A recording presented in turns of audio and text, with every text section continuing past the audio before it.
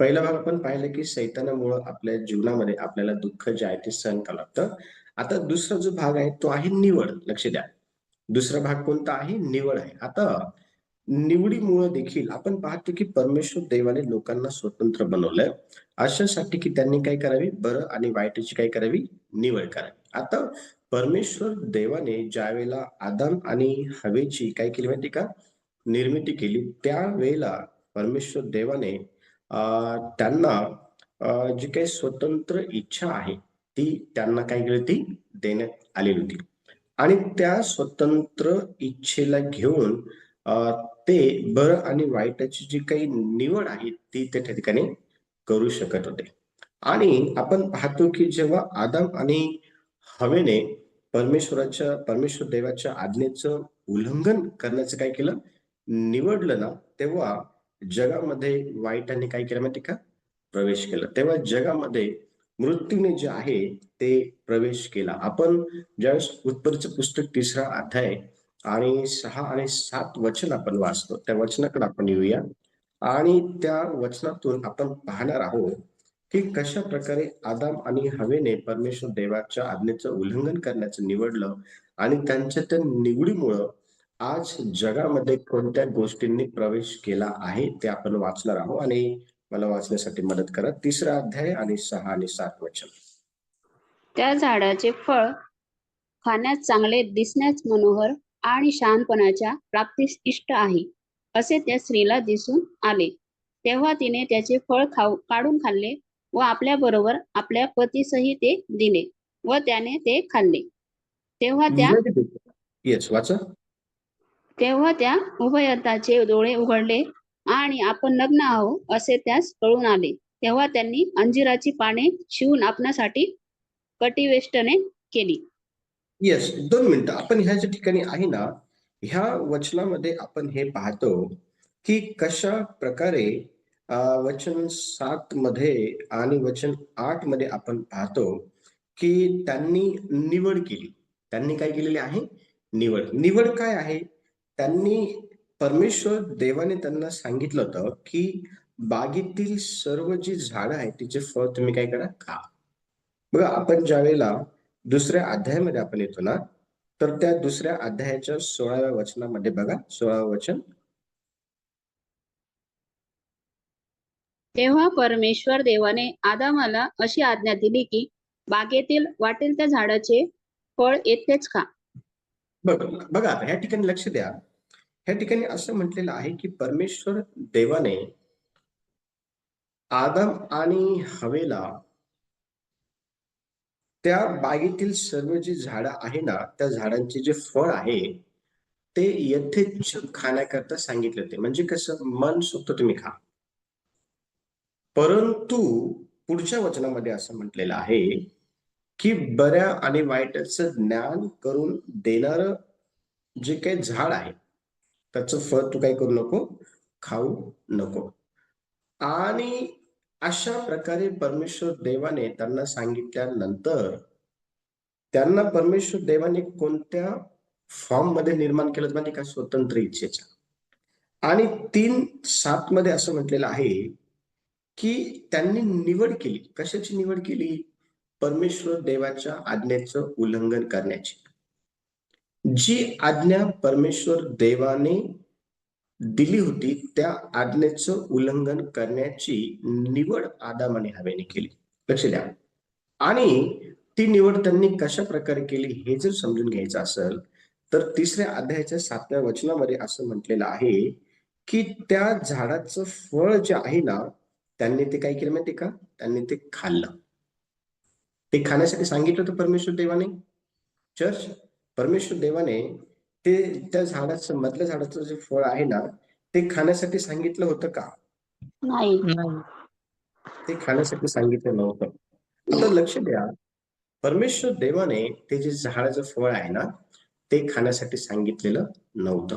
आता निवड जी आहे, लक्ष द्या. पहिल्या भागामध्ये आपण सैतान बघितलं, की का आज आपल्याला दुःख सहन करावं लागतं? तर सैतानाच्या अनेक गोष्टींमुळं. दुसऱ्या भागामध्ये का आपल्याला दुःख सहन करावं लागत आहे?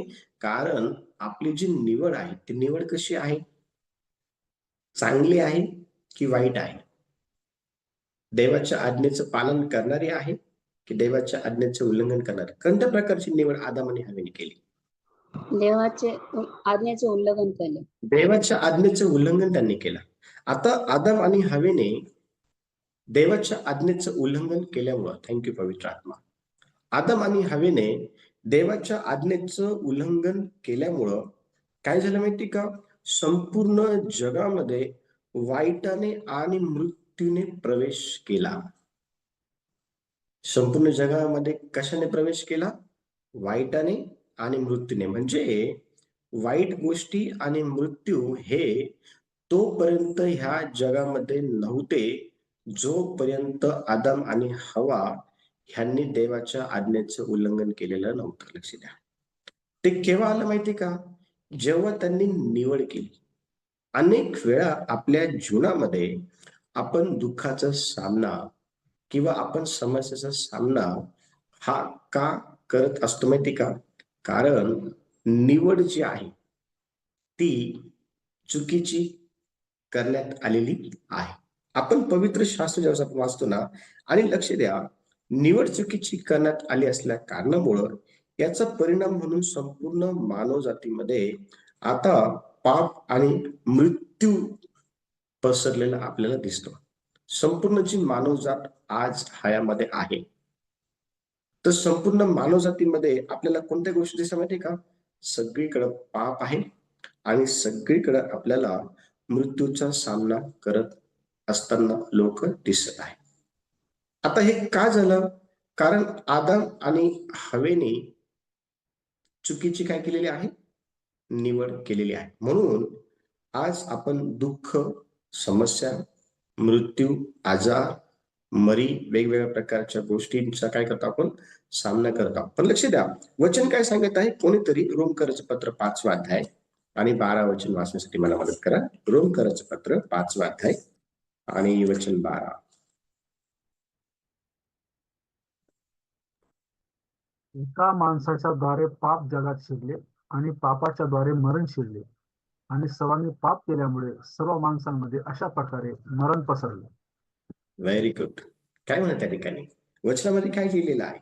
वचनामध्ये अतिशय स्पष्टपणे हे लिहिलेलं आहे की एका माणसाच्या द्वारे जगामध्ये कोणी प्रवेश केला? एका माणसाच्या पापाद्वारे जगामध्ये कोणी प्रवेश केला? वचनामध्ये काय सांगितलेलं आहे? कोणी प्रवेश केला?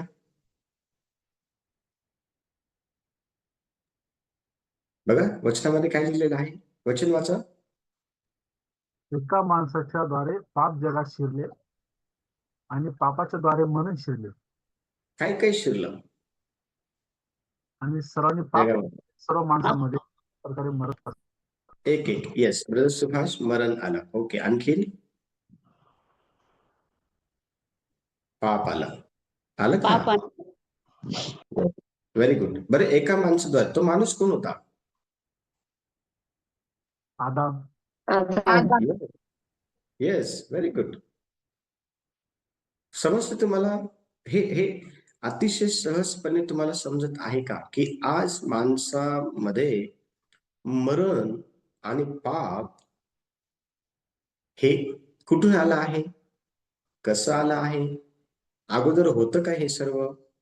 आपण वचनामध्ये वाचले की नाही वाचलं?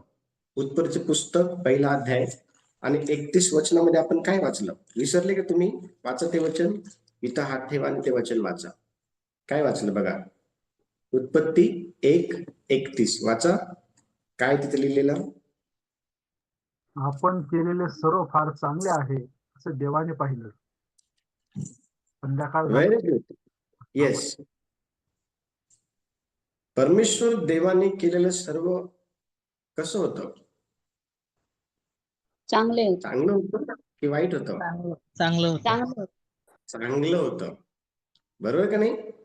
सर्व काही देवाने चांगलं निर्माण केलं होतं. मरण काय आहे हे माणसाला माहिती नव्हतं. पाप काय आहे हे माणसाला, देवाने निर्माण केलेल्या माणसाला माहिती नव्हतं. लक्ष द्या, माणसाला देवाने स्वतंत्र इच्छाशक्ती दिली आहे. म्हणजे त्याच्यानुसार, म्हणजे स्वतंत्र इच्छाशक्ती देऊनच त्याला तयार केलेला आहे, निर्माण केलेला आहे त्याला. जनावरांकडे ती नाहीये,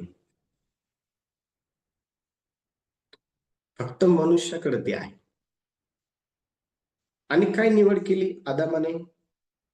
ज्या झाडाचं फळ खाण्यासाठी सांगितलेलं नव्हतं, त्या झाडाचं फळ त्याने खाल्लं.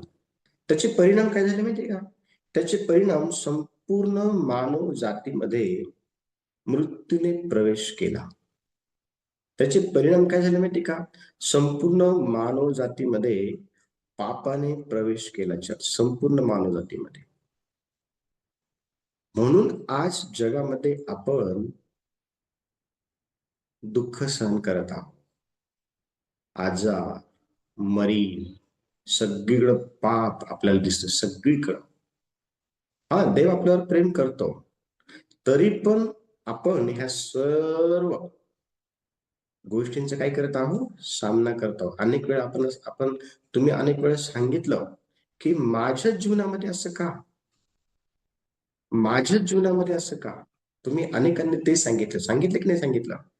कदाचित तुम्ही पाप केला असेल, कदाचित कदाचित माझ्या माझ्या आई वडिलांनी पाप केला असेल, कदाचित माझ्या पूर्वजांनी पाप केला असेल, कदाचित काय म्हणता, जसं पेरेल तसं उगवल, अनेक गोष्टी तुम्ही सांगितलं की नाही सांगितल्या? लक्ष द्या, मला तुम्हाला हे सांगायचं आहे की खऱ्या अर्थाने पाप जगामध्ये हे एका माणसाच्या द्वारे आलं आणि मरण देखील त्याच माणसाद्वारे आलं. म्हणून आज जगामध्ये आपल्याला हे पाहायला भेटत आहे की आपण जे आहे ते काय करत आहोत?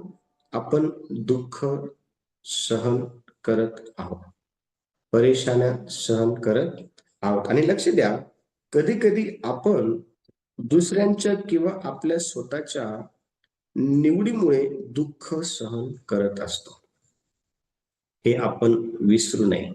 कधी कधी दुसऱ्यांच्या किंवा स्वतःच्या निवडीमुळं, आपण जी निवड करतो त्या निवडीमुळं आपण दुःख सहन करत असतो.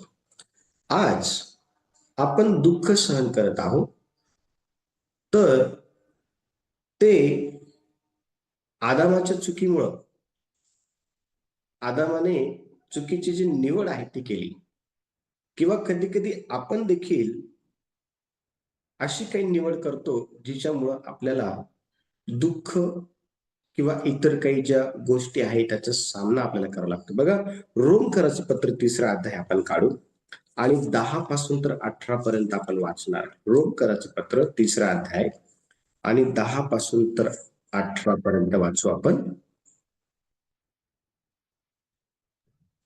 शास्त्रात असे लिहिले आहे की नीतिमान कोणी नाही, एक देखील नाही. समंजस कोणी नाही, देवाचा शोध झटून करणारा कोणी नाही. सर्व बहकले आहे, ते सारे निरुपयोगी झाले आहे. सत्कर्म करणारा असा कोणी नाही, एकही नाही.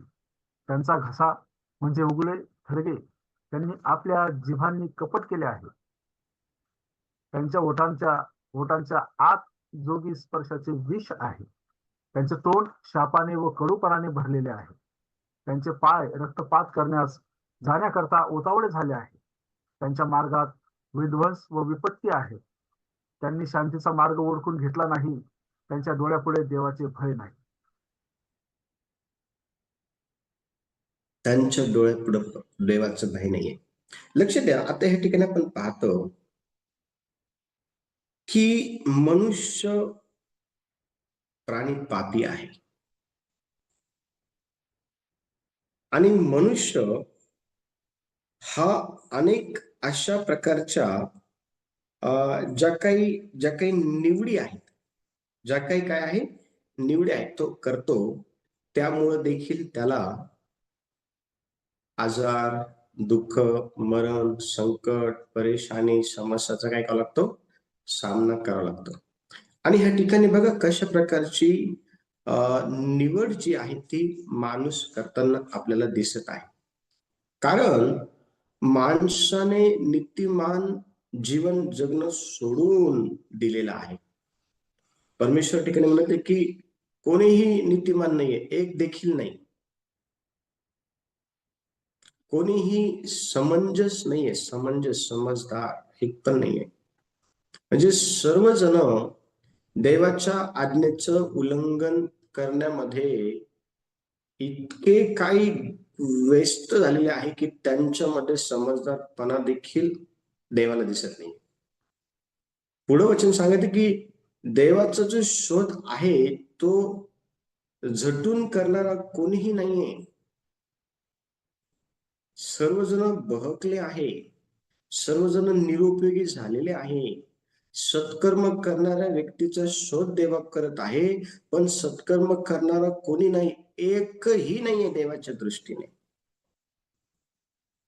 त्यांचा घसा म्हणजे उघडे थडगे आहेत.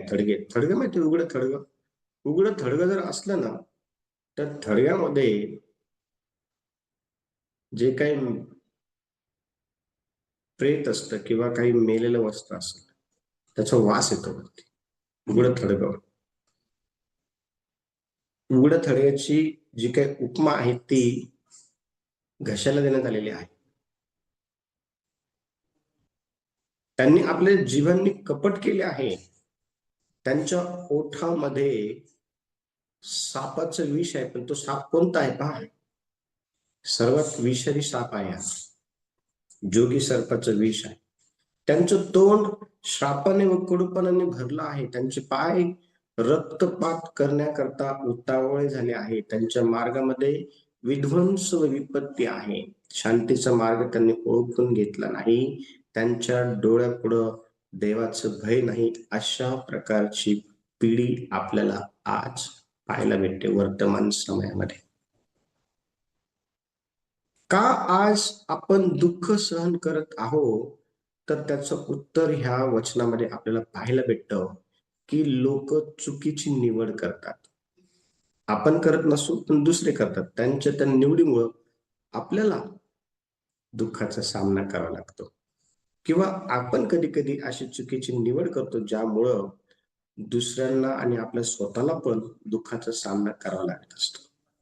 लक्ष द्या, ह्या ठिकाणी आपण काय पाहत आहोत की आपण ही गोष्ट शिकत आहोत की का आज देखील आपल्याला दुःखाचा सामना करावा लागतो.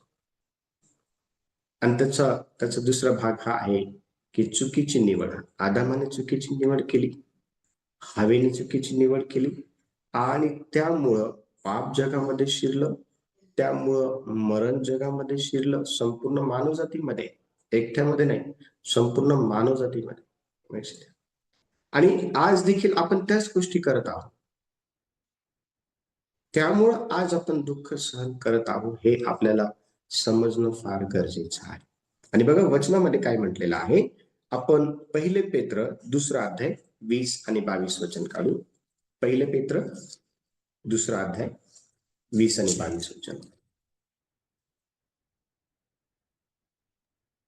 कारण पाप केल्याबद्दल मिळालेले ठोसे तुम्ही निमूटपणे सहन केल्यास त्यात काय मोठेपणा. पण चांगले केल्याबद्दल दुःख भोगणे व ते निमूटपणे सहन करणे हे देवाच्या दृष्टीने उचित आहे. कारण याच करता तुम्हाला पाचारण करण्यात आले आहे. कारण ख्रिस्तानेही तुमच्यासाठी दुःख भोगले आणि त्याने करून तुम्ही त्यांच्या पावलावर पाऊल ठेवून चालावे म्हणून त्याने तुमच्याकरता चित्ता घालून दिला आहे. Very good.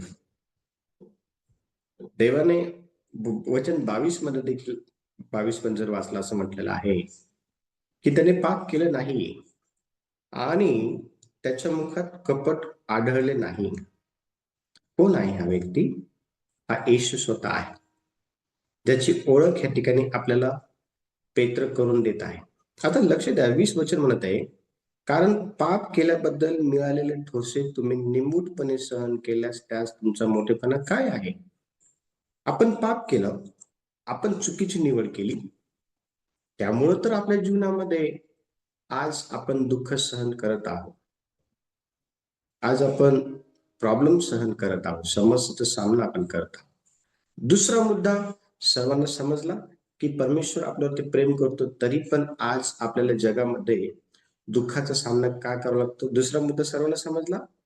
काय करावं लागतं दुसऱ्या मुद्द्यामध्ये? आपण केलेली चुकीची निवड. Very good. आपण येस बोला. आपण जी निवड करतो ती चुकीची असते आणि त्याच्यामुळे आपल्याला त्रास सहन करावा लागतो आणि तो त्रास सैतानाकडून होतो, कारण आपली निवड ही देवाला मान्य नसते. Very good. आपण चुकीची निवड करतो किंवा कधी कधी दुसऱ्या लोकांच्या चुकीच्या निवडीमुळे आपल्याला दुःखाचा सामना करावा लागतो. ठीक आहे. उदाहरणार्थ तुम्हाला चाळीसगावहून मालेगावला जायचंय आणि तुम्ही बसमध्ये बसलेत, पण बसचा ड्रायव्हर जर म्हटलं की आज मला थोडीशी दारू प्यायची आणि मग गाडी चालवायची, पेली त्याने, जाईल का मालेगावला सरळ?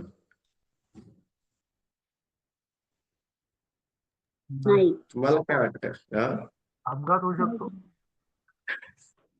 म्हणजे त्याची निवड बघा, त्याची चुकीची निवड ही बस मधल्या सर्वांना काय करते माहितीये का? दुःख सहनाचा अनुभव देऊन जाते. कधी कधी जस्ट एक उदाहरण मी घेतलंय. कधी कधी दुसऱ्यांच्या चुकीच्या निवडीमुळे आपल्याला फार त्रास होतो, फार दुःख आपल्याला सहन करावं लागतं. आणि कधी कधी आपल्या चुकीच्या निवडीमुळे आपल्याला दुःख सहन करावं लागतं. आणि म्हणून आज जरी परमेश्वर आपल्यावरती प्रेम करत आहे, तरी आपण दुःख सहन करत आहोत ना, तर त्यामध्ये पहिला भाग आहे सैतान आणि दुसरा भाग आहे निवड. ठीक आहे. आणि आता तिसरा भाग आहे की का आपण दुःख सहन करत आहोत. तर तिसरा भाग आहे हानी पोहोचवलेले जग किंवा क्षतिग्रस्त झालेलं जग किंवा खराब झालेल्या जगामुळं आज आपल्याला दुःखाचा सामना करावा लागत आहे. आपण ते वचन वाचूया आणि मग ह्या मुद्द्याकडे आपण येऊ. उत्पत्ती पुस्तक 3रा अध्याय आणि 17 ते 18 वचन आपण वाचू. उत्पत्ती 3रा अध्याय.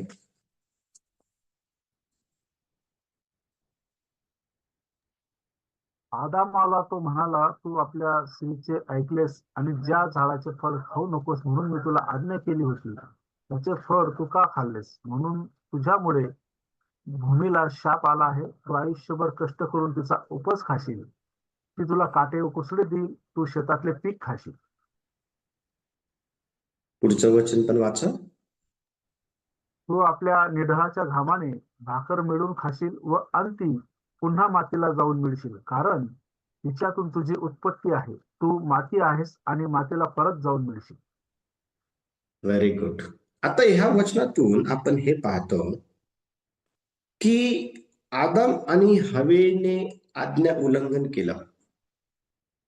ज्या गोष्टी त्यांना करण्यासाठी सांगितलेल्या नव्हत्या त्या त्यांनी केल्या आणि त्यामुळं सृष्टीवरती परिणाम झाला. परमेश्वर देवाने, लक्ष द्या, हे हे समजून घ्या, हे इतकं डिटेल मध्ये तुम्हाला सांगितलं जात आहे. हे समजून घ्या चर्च, परमेश्वर देवाने सृष्टीची जी निर्मिती आहे ना ती क्रमवार केली आणि इतकी सुंदर पृथ्वी परमेश्वर देवाने माणसाला निर्माण केल्यानंतर त्याच्या हातामध्ये ती दिली. तुम्ही काय म्हणजे विचार करा तुम्ही. आणि परमेश्वर देव जो आहे ना, परमेश्वर देवाने माणसाला ज्या वेळेला ते दिलं ना, ती पृथ्वी ज्यावेळेला त्याला त्याच्या हातामध्ये दिली ना, तर परमेश्वर देव त्याला आणखीन त्या ठिकाणी एक महत्वाची गोष्ट सांगत आहे. वचन 26 कोणतरी वाचा. 25, 26, 27 पहिला अध्यायाचा.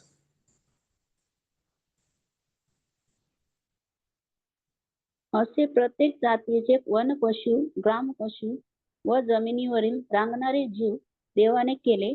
देवाने पाहिले की हे चांगले आहे.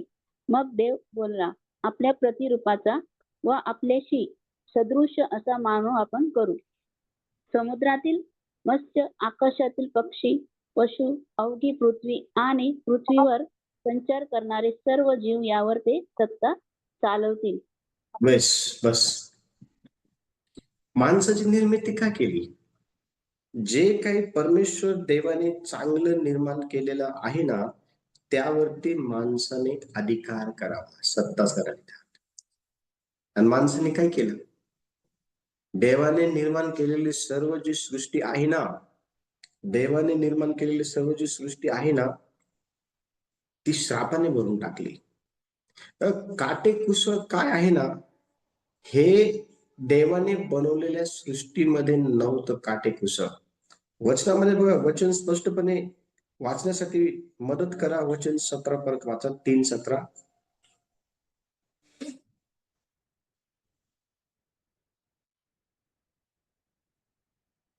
उत्पत्ती 3:17. 3:17 ना.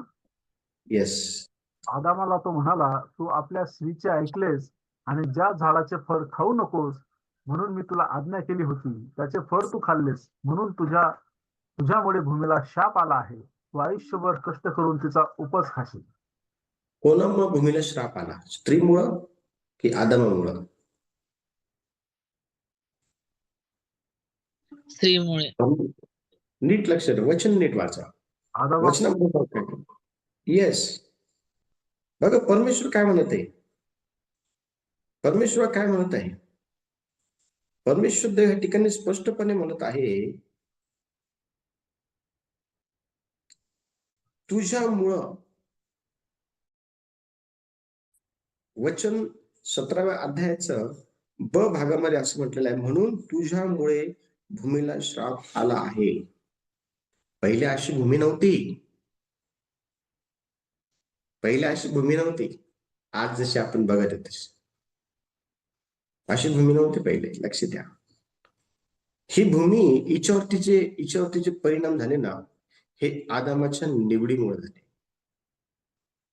ह्या भूमीवरती जे परिणाम झाले ना, हे आज आज कुसळ आपण बघतो की नाही. बघा तिथं वचन लिहिलेलं आहे की ती तुला काटे व कुसळ देईल. आदामाला आयुष्यभर कष्ट करून त्याचा उपज तू खायला, अशा प्रकारे परमेश्वर बोलला. पहिले काय होतं? जा मशागत कर आणि येथेच खा झाडाचं फळ, ज्या पण झाडाचं तुला आवडेल त्या. आणि आता बघा इथं लक्ष द्या. चर्च मला तुम्हाला हे सांगायचं आहे, हे शिकवायचं आहे की क्षतिग्रस्त झालेली ही जी काही भूमी आहे ना, ही जी पृथ्वी आहे, ही जी सृष्टी आहे ना, ही क्षतिग्रस्त झाली असल्या कारणामुळं आपल्याला दुःखाचा सामना करावा लागतो. कारण ही चांगली नाही. आता ही पृथ्वी, ह्या पृथ्वीवरती खून होत आहे, ह्या पृथ्वीवरती बलात्कार होत आहे, ह्या पृथ्वीवरती चोऱ्या होत आहे, ह्या पृथ्वीवरती मारामारी होत आहे, ह्या पृथ्वीवरती लबाडी होत आहे, ह्या पृथ्वीवरती प्रेम प्रकरण अनितीचे होत आहे, ह्या पृथ्वीवरती हेवा आहे, रगेलपणा आहे, दारूबाजी आहे, ह्या पृथ्वीवरती ज्या अनेक गोष्टी होत आहेत. आणि ही पृथ्वी जी आहे ना, ही पृथ्वी श्रापित झाली. ही जी निर्मिती आहे ना, श्रापित झाली. म्हणून आपण आज, परमेश्वर आपल्यावर खूप प्रेम करतो, पण तरी पण अशा प्रकारच्या अवस्थेमध्ये ही पृथ्वी असल्या कारणामुळं आपल्याला दुःख सहनाचा सामना करावा लागतो. तुमच्या प्रश्नाचं उत्तर आहे, का माझ्यासोबत असं घडत आहे? का माझ्या जीवनामध्ये एवढं दुःख? का माझ्या जीवनामध्ये एवढे आजार? का माझ्या जीवनामध्ये प्रॉब्लेम? का माझं असं? का माझं असं? लक्ष द्या.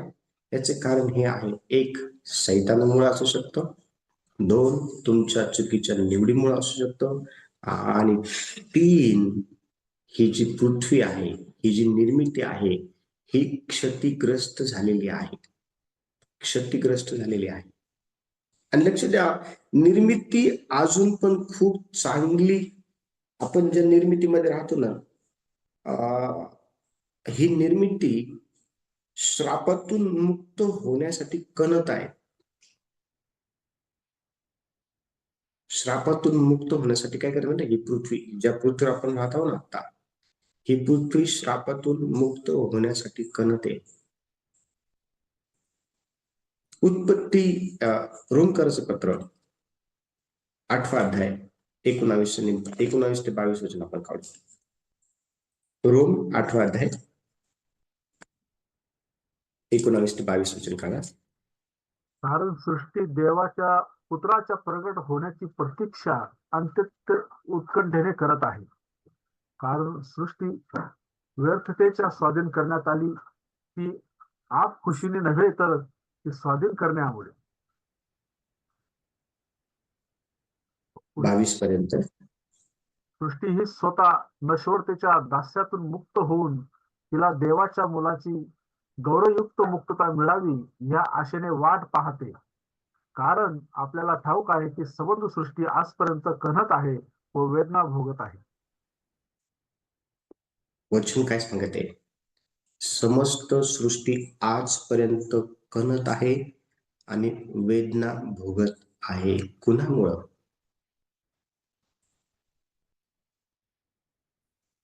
तर तुम्ही विचार करा, ती सृष्टी कोणाची वाट बघते माहिती का? ती सृष्टी देवाच्या पुत्राच्या प्रगट उत्कंठेने करत आहे का? चर्च एवढं सोपं, एवढं इझी आहे घेऊ नका. आज आपल्या जीवनामध्ये आपण पाप करतो ना, त्याचे परिणाम स्वतःवर पण होतात, दुसऱ्यांवर पण होतात आणि ज्या पृथ्वीवर आपण राहत आहोत ना तिच्यावर पण होतात. आणि ती कणती, तिला वेदना होतात. तिला वेदना होतात. आणि म्हणून आणि त्याबरोबर आपण देवाच्या पण आज्ञेचं उल्लंघन करतो. देवासोबत पण आपण प्रामाणिक नाही राहत. ही सृष्टी कणत आहे. ही का कणत माहिती का? कारण तिला श्रापातून मुक्त व्हायचंय. तुम्हाला माहिती का? माझ्यासोबत कोणीतरी या बघा, उत्पत्तीचे पुस्तक काढा. उत्पत्तीच्या पुस्तकामध्ये लवकर या आणि त्या ठिकाणी आपण वचन वाचणार आहोत. 4थ्या अध्यायामध्ये या. 4थ्या अध्यायामध्ये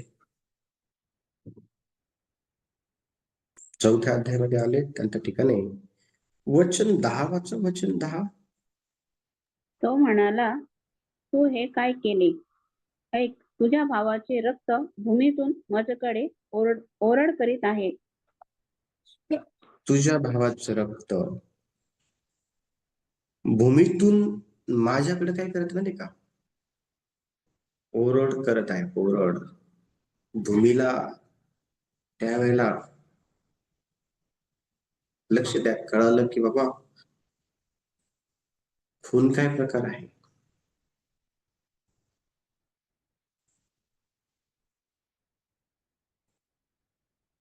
वचन 11 पण वाचा. तर आता तुझ्या हातून तुझ्या भावाचे पडलेले रक्त प्राशन करण्यास भूमीने तोंड उघडले आहे. तिचा तुला शाप आहे. पुढे कंटिन्यू करा.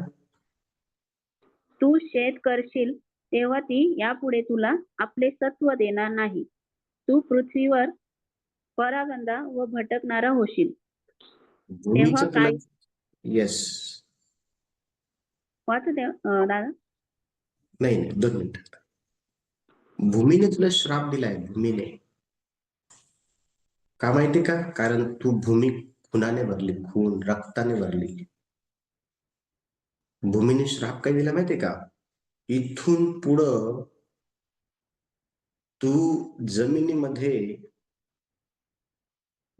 पेरशील, मेहनत घेशील, मशागत करशील, पण भूमी तुला तिचे जे खरं सत्व आहे ना, सत्व पोषक, ते ती तुला देणार नाही. ते ती तुला देणार नाही. आज तुम्ही बघा, लोक निंदतच बसतात गहू लावल्यानंतर. त्यांनी गहू पेरलेला असता, पण गवत, काटे, कुसळे, निंदन तुम्ही बघा तुम्ही शेतामध्ये चर्च देवाच्या वचनामध्ये अतिशय स्पष्टपणे सांगितलेलं आहे की आज देखील आपण का दुःखाचा सामना करत आहोत. देव आपल्यावर प्रेम करतो तरी पण त्याला कारण आहे. कारण सैतान जे आहे ना, सैतान हा देवाचा शत्रू आहे आणि त्याच्यामुळं आपण दुःखाचा सामना करत असतो. दुसरी गोष्ट पाहिली, निवड. दुसऱ्याच्या निवडीमुळं आपण दुःखाचा सामना करतो किंवा आपल्या स्वतःच्या निवडीमुळे आपण दुःखाचा सामना करत असतो. आणि तिसरी गोष्ट पाहिली, ही जी भूमी आहे ही आदम आणि हवेच्या आज्ञा उल्लंघनामुळं श्रापित झाली, क्षतिग्रस्त झाली आणि म्हणून आज आपण दुःखाचा सामना करता. तुमच्या प्रश्नाचं उत्तर ह्या तिन्ही गोष्टींमध्ये आहे. राजेशच्या जीवनामध्ये राजेशला प्रश्न पडला की देव माझ्यावर प्रेम करत नाही का? देव माझ्यापासून लांब आहे का? मी काय ह्या परेशानीमध्ये आहे? का माझ्या जीवनामध्ये मी 3 महिन्याचा असताना माझे वडील दुर्घटना झाली, एक्सपायर झाले. जेमतेम आईवरती जबाबदारी आली, आई घरकाम करायची आणि 8 वर्षाचं झालो, बापाचं दुःख विसरत नाही. 8 वर्ष झालो, तोच आई एका आजाराने मेली. लक्ष देणारा भाऊ होता, पण तो पण दारुडा, तो पण घरी यायचा आणि मारझोड करायचा. कुठून तरी देव कळाला, जेमतेम मित्राकडून लग्न झालं, वाटलं सर्व काही व्यवस्थित चालू आहे.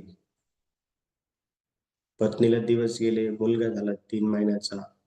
भयंकर असा आजार